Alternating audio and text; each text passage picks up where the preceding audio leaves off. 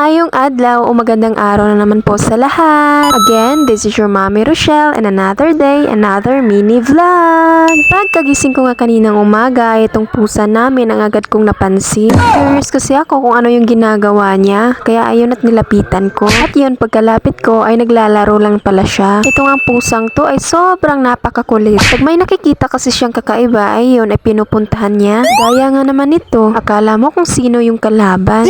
For today's video nga po pala mga people, ay maghihimay tayo ng malunggay dahil may isda po kasi kami na binigay ng aming kapitbahay kahapon, kaya ayon gagawin kong tinola ngayon. Pagkagising ko kasi kaninang umaga ay naisipan ko na masarap humigop ng sabaw at naalala ko nga pala na may isda pala kami na nilagay namin doon sa ref ng kapatid ng asawa ko. Kaya ayon at agad kong pinakuha sa aking mga anak at nang maihanda ko na nga yung isda ay agad ko naman ding inutusan itong isang anak ko na bumili ng mga ricados na gagamitin ko sa tinola. At agad ko na din itong ginayad para naman makapag-umpisa na tayo. At habang inintindi ko itong mga ricados na gagamitin namin sa tinola, ay ang asawa ko naman ang nagsasaing sa mga oras na yan. Wala din kasi siyang ginagawa, kaya ayun at inutusan ko na lang na bantayan yung sinaing. Pero nung maluto na yung sinaing na pinabantayan ko sa kanya, ay inutusan ko siya na prituhin yung natitirang isda dahil ilang piraso lang kasi yung kinuha ko para sa tinola. At may natira pa kasi na ilang piraso, kaya ayun at pinaprito ko na lang sa kanya. O diba, para-paraan ba? Para lang gudi ka makalaag dong. Sasayo pa kayo ron sa buntag para manumbalay dong.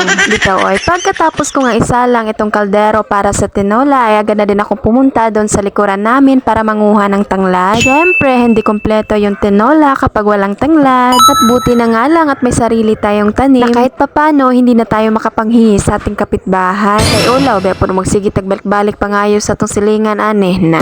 Maayo dyan ang natin kaugalingong tanom. At pagkalipas nga ng ilang sandali, ay eto at kumulo na ang pinapainit nating tubig na may mga sangkap na gagamitin natin sa tinola. At dahil nga kumulo na siya, heto, agad ko na din nilagay itong isda. At pagkatapos kong mailagay itong isda, ay hinayaan ko lang saglit, saka ko naman sinunod sa paglagay itong malunggay. Hahayaan lang din natin saglit at hihintayin natin na kumulo. At nang kumulo na nga siya, ay saka na din natin titimplahan. Asin at Ajinomoto nga lang pala ang ginawa kong pampalasa dyan. At para malaman kung okay na ba yung timpla, ay agad ko na din itong tinikman. Kanira ding luwag akong gigamit sa pagtilaw. Oy, kidili bitaw ni kontes, di bitaw ni baligya ning giloto.